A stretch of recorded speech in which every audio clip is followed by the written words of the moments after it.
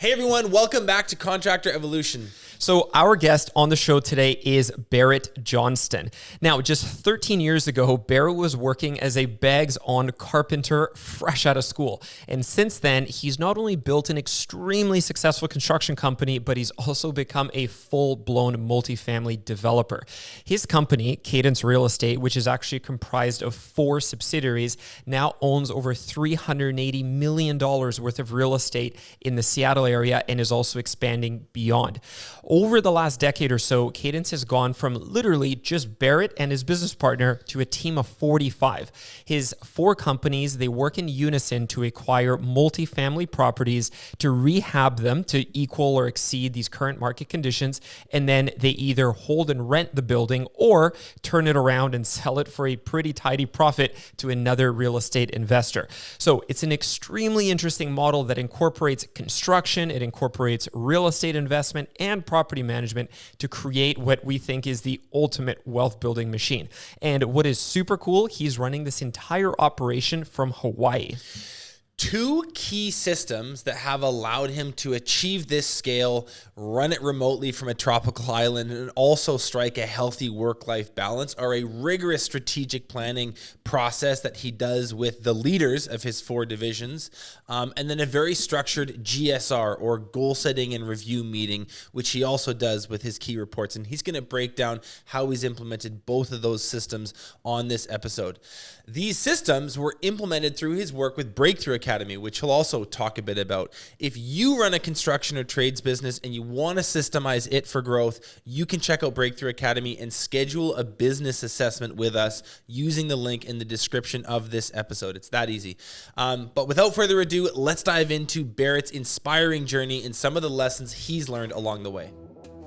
You're watching Contractor Evolution, where we unpack the systems, tactics, and skills you need to take your fast-growing contracting business to the next level.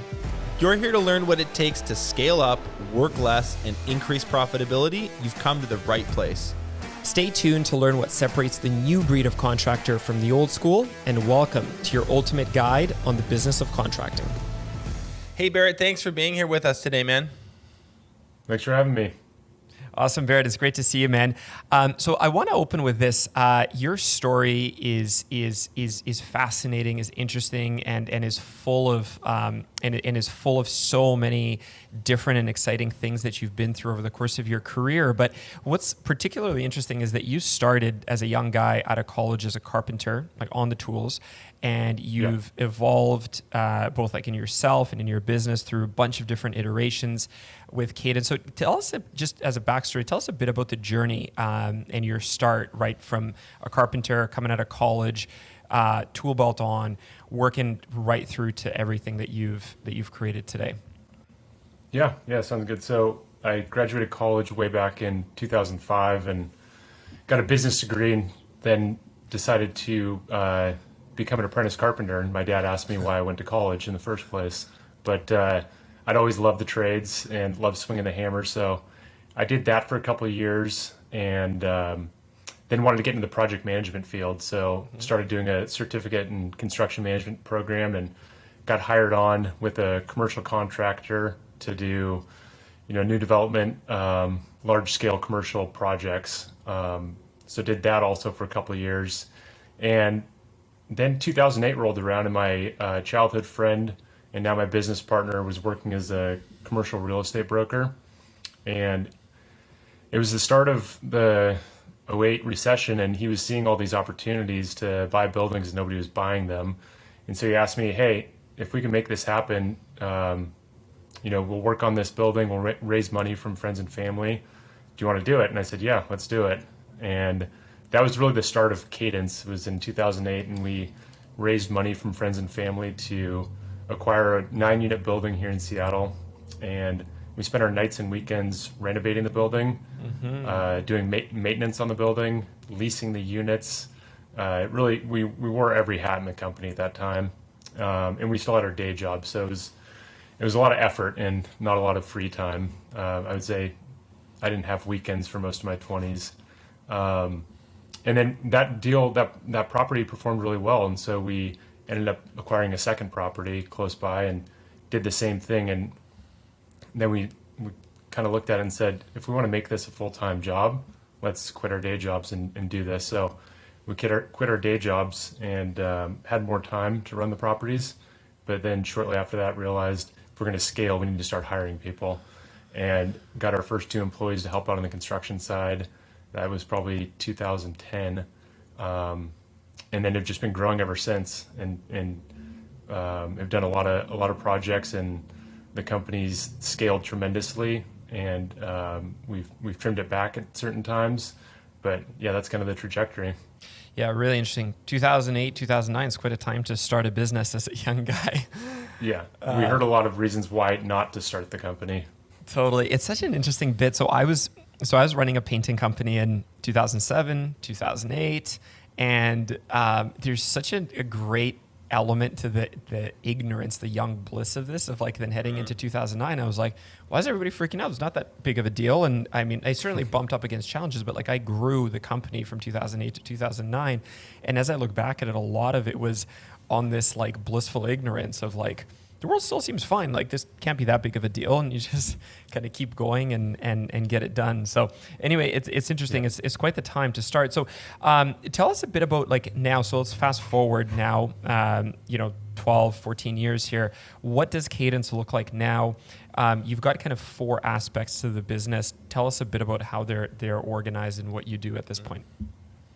Yeah, we have 4 distinct operating companies. So the real estate acquisition company, and then we have a property management company, we have a maintenance company, and a construction company. And then the 5th, I would say, is the accounting finance side that is intertwined with all 4 of those.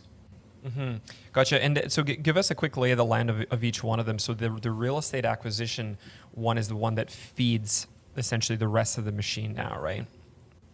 Yeah, exactly. So the real estate acquisition company will go and find a property for us to buy, raise money for it, and really develop the business plan for that property. And then the other 3 operating companies will have a play in that business plan. So typically the construction company will put together a budget and help with the scope of work, and what we call stabilize the properties. They'll go and renovate the units, do any common area improvements, add units potentially, and then the property management company will come in and lease up the units, interact with the residents, and the maintenance company then deals with typical property maintenance. Yeah, interesting. Are these businesses like when you say 4 distinct operating companies? Are they truly distinct? Like they each have their own organizational chart. They've each got their own like sort of goals and budget for the year. Do they each have their own like leaders that kind of drive them, or does everyone kind of overlap and they all work within these 4? Have you truly created lanes for these sort of sub organizations to operate within? Yeah, and I would say now we have, and that was definitely a learning lesson in the history, was the need to have a structure like that. So each company has a distinct leader or manager of that company, their own set of books, their own training and onboarding plans, their own strategic plans and GSRs. So yes, we try to keep them as distinct companies that are separate, but they're also fully intertwined.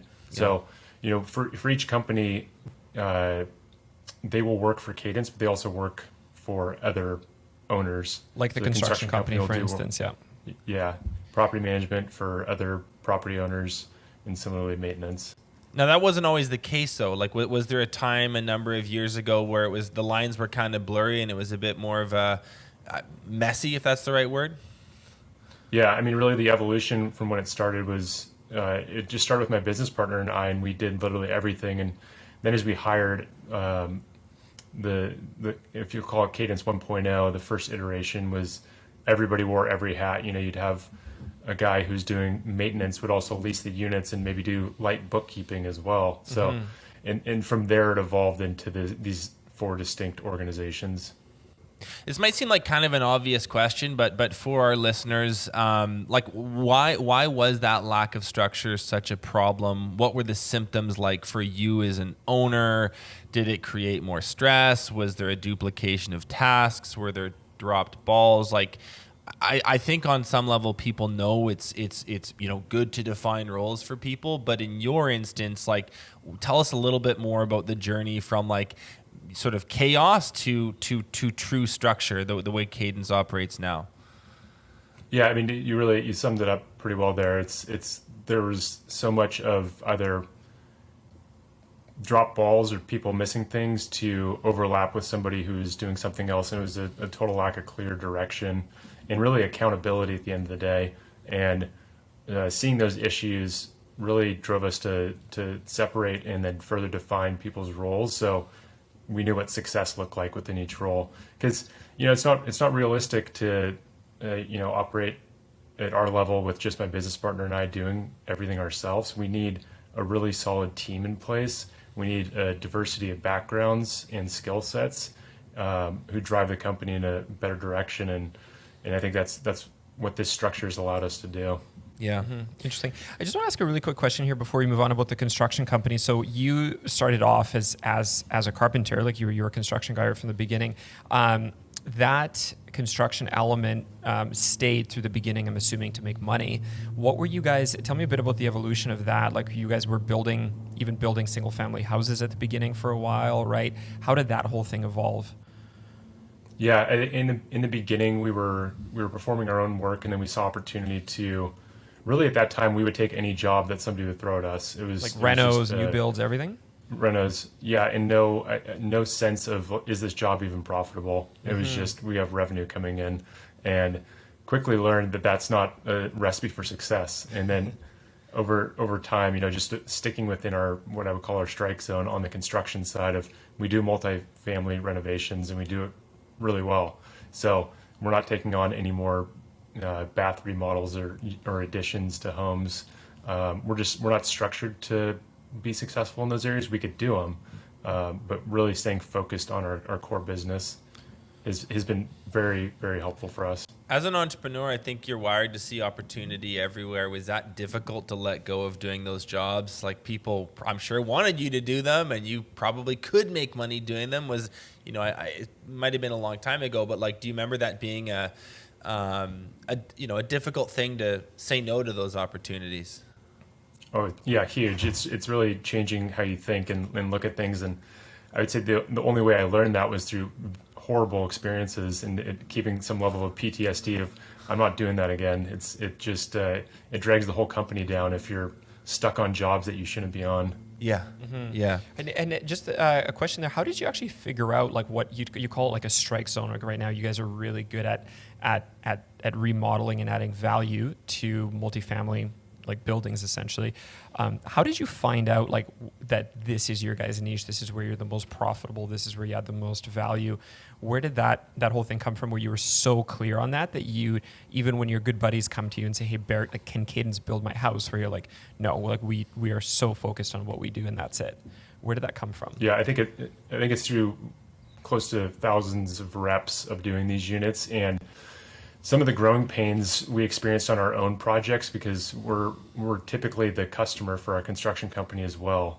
So we can see it from both sides of that, and then just further refining even within the multifamily industry what we're good at and what we want to focus on, which is the value add unit renovations and building renovations. But yeah, you still you see a shiny toy and think like, oh yeah, I'll go do that, but no, it doesn't. It doesn't work. It can work, but for us, we've decided not to. Is the model for you guys to like purchase these buildings that need some form of rehabilitation or update or remodel, and then hold them as rental units, or are you sort of like you doing the reno, adding a bunch of value, turning around and selling it to another real estate investor? Like, what's kind of the overarching wealth building strategy here for Cadence? Yeah, I mean, it depends on the property that we're acquiring, but typically it's a 3 to 7 year hold. So we'll come in and take a property that hasn't been touched or updated in years or decades even, and bring it up to a current market level condition, which then increases the rents. And then if one deal might make sense to sell right then, or Right. we'll refinance it and put new debt on it. Sure. Some deals we've kept for 10 years. A number of them we've gotten rid of within 18 months. Cool. Cool. This is a good example right now. Actually, I don't know if you heard this earlier when I was chatting with Barrett, but so Barrett lives in Hawaii, but he's in Seattle now, as we can tell with the hotel room. You said you just looked at a building over the last in these last couple of days. That's a good example. Tell us a bit about that one. Like how many units? What are you guys going to be doing there? It's a good kind of timely example. Yeah. It's a 60-unit property here in Seattle that we just put under contract and had our inspection on Wednesday. So on that inspection, we'll go through and start to narrow our business plan. Taking it from like a ROM phase in the budgeting process to something that's, it's getting closer to what it'll actually be. But then we'll sit down with all of our teams and say, all right, the real estate team, here's our idea for this. The construction company, can you support this? If so, how much does it cost? Are our rental assumptions correct from the property management team? Maintenance team, do you see any deferred maintenance? Is the plumbing system beyond its useful life? Is the roof about to go out? And then we'll start to dial that in from a cost standpoint and a scheduling standpoint, so that we can then go to our investors and say, here's our solid business plan. Here are the potential returns that we expect. Do you want to invest in this property? Mm-hmm. Yeah. It's really cool. I think what's neat about your model, Barrett, is I hear like builders, remodelers, construction businesses, broadly speaking, say this kind of in a tongue-in-cheek way, kind of in a serious way, but they're like, the worst part about my business are my customers. Like that's my least favorite part of the business are the clients. And now you become your own client, or your organization has sort of become this sort of self-fulfilling entity. And I'm sure it comes with its own set of challenges. The grass is always greener, but it's very interesting. You've gone about this from a very different approach. Most people would start doing work, for homeowners or for businesses who need TIs done, whatever. Like you literally just started. First thing you ever did, it sounds like, as far as your own deal was raising money from family and friends and rehabbing a property, and you were off to the races. So you're your own customer. Yeah. And so you can go stand in the mirror and yell at yourself. That's what I was going to ask you. Is this like a self-hatred like relationship? No, you have no one to blame. Yeah, it's interesting. No one to blame. And so on one side of it, he is like they are their own customer, and on the other side of it is the rest of the construction work is done for people who are real estate investors just like them. Yeah. So it's so niched and focused in that, which is super cool. Yeah. Barrett, over the last number of years, you've been working with Breakthrough Academy, more directly with Coach Paul, who's one of our more senior construction coaches. Really, really, really bright guys. He's been on actually other podcast episodes. If you haven't listened to those, check those out. I'm curious, just like, with the systems that he had to offer, we had to offer, like what were the biggest difference makers for you that either made business life easier, made scalability more attainable, made things more profitable? Like what were some core systems that got implemented through your work with Paul and Breakthrough Academy? Yeah, I think the biggest thing is realizing I didn't have systems. I thought I did before I joined.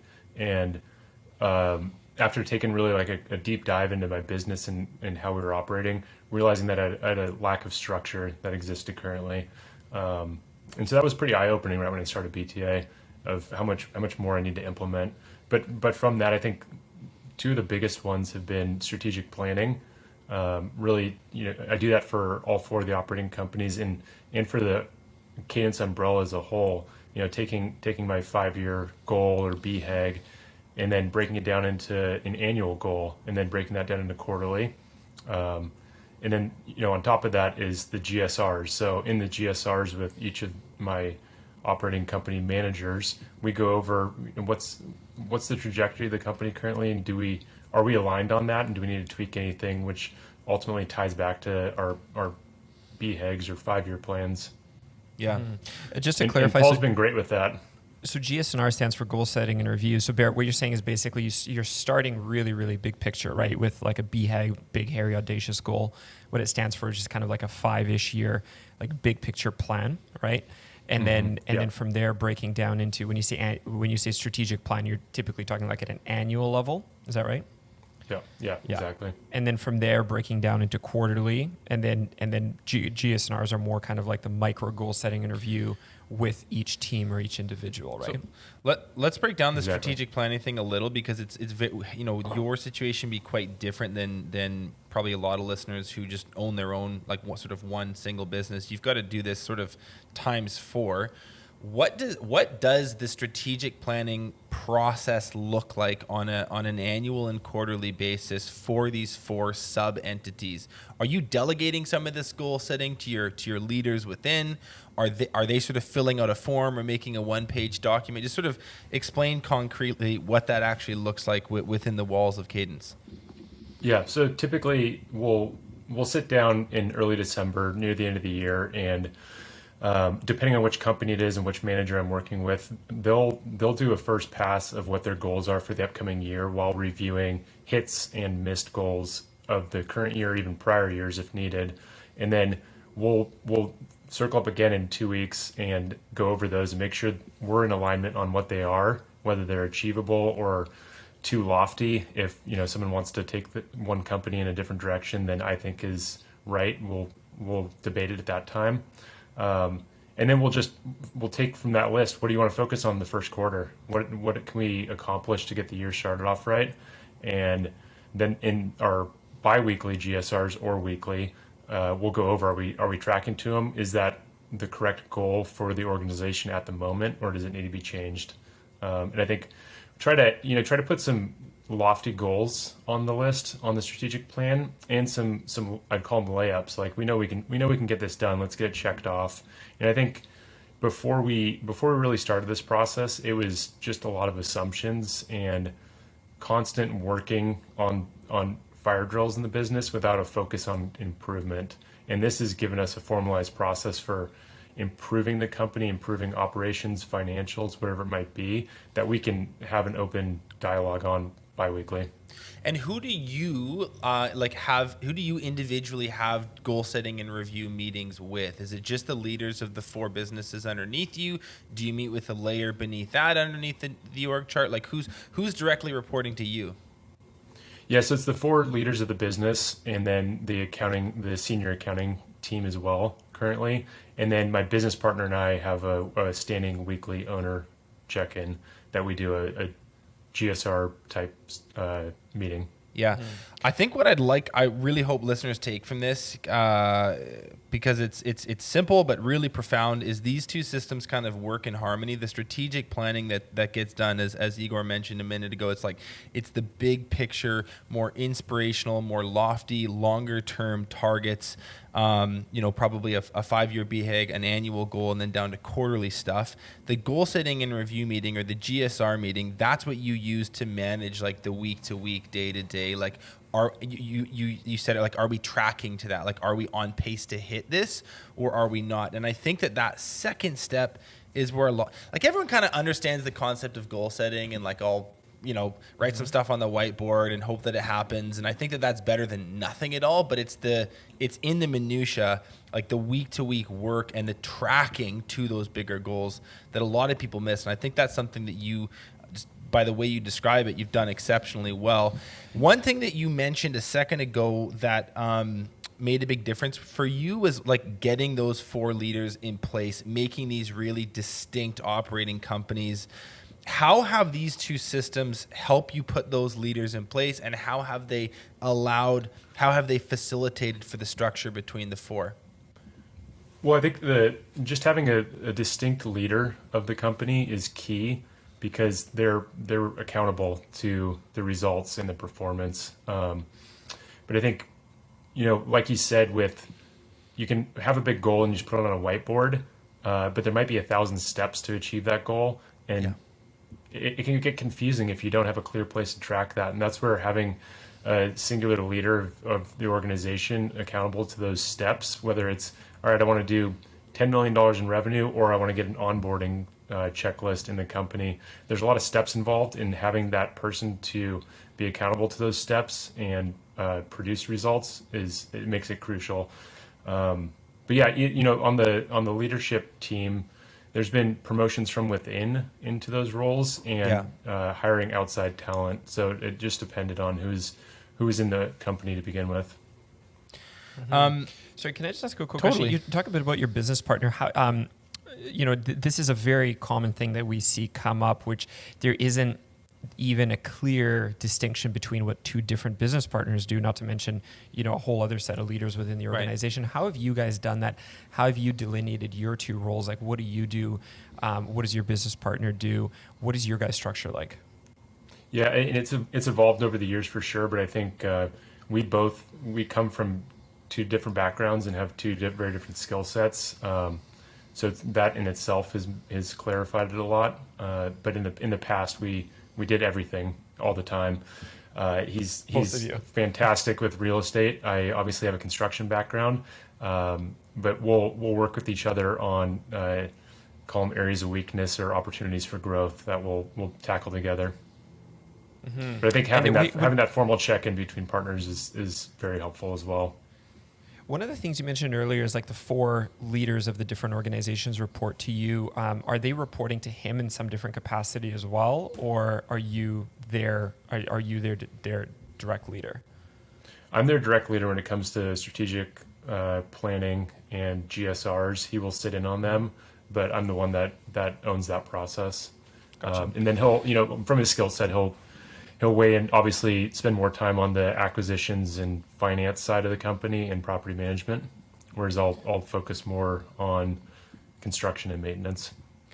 Yeah. Barrett, one thing I'm curious about is the effect that implementing these two systems, and I'm sure like a whole host of other ones too, this isn't the end all be all, but it's sort of what we have time to discuss today. So just like reflecting on that, the implementation of strategic planning, goal setting and review meetings, defining roles for staff, making these companies distinct. How has that made your business life and your personal life more enjoyable or less stressful? Yeah, I think a big component of it is being proactive and getting ahead of problems before they become major issues. Just having visibility into the trajectory of a company has made I would call it work-life balance dramatically less stressful. It's more predictable from a financial standpoint and an operational standpoint when you're constantly bringing up issues and trying to solve them or put in contingency plans prior to them happening. Yeah, I love that, and I think it's something you do exceptionally well. Igor and I were talking about I'm sure it wasn't always this way, Barrett, but you've always struck me as someone that's like pretty down to earth, pretty zen, pretty calm. Probably not chill. That's not the right word, but you don't come off as someone that's like highly stressed, highly high strung or sort of like super intense. You're like, it's Barry. He's like pretty relaxed guy. Oh yeah, I just stuff all my emotions down into the pit in my belly. That's the trick. Yeah. I mean, no, but joking aside, like Barrett and I, we've hung out at Breakthrough Academy events, Winter Summit, Summer Retreats, like all over North America at a ton of different cool locations. And it is always, I find it fascinating, like how big of an organization and how complex of an organization you run, and how you are pretty calm, cool, and collected every time we are at these events. And I think there's no way that would be able to be the case if you didn't have great people around you. One huge move, I was blown away when you told me this. You grew up in Seattle, went to school, started the business in Seattle, and then moved your family to Hawaii, like in the middle of the Pacific Ocean. Tell me a bit about like that whole dynamic. Like, how are you able to run the business from there? What is your kind of work week and rhythm look like? Living in Hawaii, having your family there, but running such a complex organization in Washington? Yeah, well, it started. We made the move during COVID, and I think seeing this shift to remote work and Zoom calls that everybody learned to deal with at the start of COVID, put that idea in my head that it was a possibility to potentially do my role remotely. So I was going to try it out for 6 months and have just stayed since. But yeah, I think the remote work is part of it, but I come back to Seattle every month or every 6 weeks roughly for a week for in-person meetings. I think the biggest thing is having a clear leader of each organization has made that a reality. It wouldn't be possible without that. I was, years prior too involved in the day-to-day of the operations of my company. So having somebody that's accountable to those now has made that move a reality. But I do spend a lot of time on Zoom. I typically have to wake up at between 4:30 and 5:30 a.m. with a time difference, and then come back here. And if we have a deal under contract, I still want to put eyes on it myself. So I'll come and inspect the deal. So yeah, I turned into a little bit of a road warrior. I want to ask you a question that's a little less like technical and about your business, and a little bit more about some of your insight or learnings over the years. Cadence is at a place where it's really healthy, it's really stable, it's really profitable. For sure it wasn't always that way. So, over the decade or so where you've had ups and downs, are there some lessons that you would share? Are there things that you know now about leadership, about business, about the entrepreneurial journey? Are there things that you know now that you wish you knew then? Oh yeah, probably a million things that I know now or am still actively working on that, I think something as simple as clear communication, that's something I'm still working on. And when you're hiring somebody or starting some new endeavors, just making sure you're clearly communicating your assumptions in real time. And that goes to working with coworkers of either communicating praise or critical feedback when it's needed. That was something that we lacked early in the Cadence process that got us into trouble. But I think the biggest thing is which for anybody who's an entrepreneur already is being a risk taker to some degree. You can't know everything and you can't have every contingency plan solved for. So you just got to take risks sometimes. And I did that when I was 24 years old, and that wouldn't necessarily be possible today for me. But it was scary. It was really scary, but it was also exciting and rewarding. So I think keeping that mindset going into what is almost a 15-year-old business now is important. Would you say the critical feedback thing is something you were missing early on with Cadence? What do you mean by that? Like, you weren't setting expectations, you weren't holding people accountable. Like, when it came to team building, what was the miss there and the results that followed? Yeah, I think especially with bringing new people on, there was an issue of, if somebody wasn't performing how they should have been, not delivering that critical feedback early in the process, and then allowing almost this culture to be created around lack of performance, and that spreads to where other people who've been there are like, wait, this person's getting away with what? Why can't I do that also? Like, not turn in my time card, something as simple as that. So that's where early on we weren't communicating effectively or delivering critical feedback, and that's something I'm still working on. But on the flip side of the coin is the praise as well. I want to make sure that we're praising people who are going above and beyond. Yeah, the interesting thing about both sides of that coin is it's very hard to do either of those two things if expectations aren't clear. And the only way that you get expectations really clear is by knowing what the overarching strategy, the direction, and the plan is, right? It's very hard to hold someone accountable to a plan that either doesn't exist or that's super loose. And it's also hard to give someone praise against how do you know that they are excelling and, right, and that they are performing? So coming back to what Barrett was talking about earlier, the strategic planning process, goal setting, holding accountability towards goals, that's really even the baseline of being able to effectively give praise and give credit where that credit is due, and also hold hard accountability when it's needed, right? Yeah. Barrett, just before we move on to kind of one kind of closing question that I want to ask you before we wrap up, coming back to these kind of key lessons, the management of capital and investment is obviously like a huge part of the game. You've gone from being, a guy running a construction company to also being a pretty serious investor while running a construction business. What's been your attitude towards like cash management through different cycles? How do you look at that whole like capital management game as an investor? Yeah, I think with Cadence specifically, it's there's huge swings in revenues or cash positions, and so getting a solid cash reserve or line of credit, whatever it might be, available just to provide security is huge. And so consistent operating results from my operating companies to generate that predictable profit that we can then use to go invest in these real estate deals. It just it reduces a lot of the potential stress in our business. So just this old phrase, cash is king, and keeping it on hand is key. So making sure you're getting paid on the construction contracts on time and early is very helpful, because you don't want to be a bank with 0% interest loans to your customers. Yeah, 110%, 100%. Awesome. I want to close out with one kind of big and important question. We're at an interesting time cyclically and economically right now.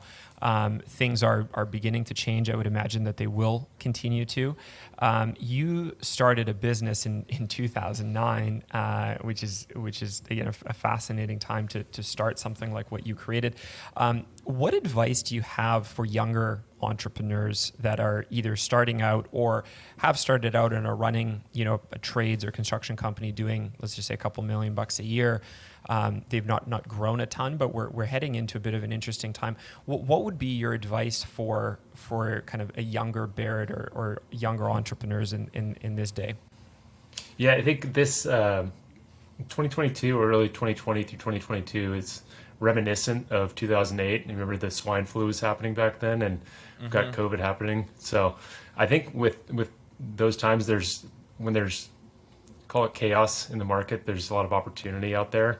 And if that's multifamily real estate or single family real estate, I think for anybody who's in the trades, there's an opportunity for them to leverage that skill set to invest and create value. But like I was mentioning earlier, I think it's scary. It's outside the comfort zone typically to go invest in something like this, and it can be very daunting. And not to say it's easy, but the hardest part is just taking that step, just trying it. So I think there will be a lot of opportunities here over the next few years, and if people are already in the trades, they can certainly do it. Yeah, totally. I want to just highlight one thing here as we wrap up. Benji, the other day we were talking to another guest as well in this context of with Jason Paris on painting companies, right, and where they're investing and buying into other painting businesses in a minority stake. Big picture, really, like what we're doing as entrepreneurs is we have a business that makes money, right? So in Jason's case, it was a painting company, in Barrett's a construction business, and you got to do something with that capital, right?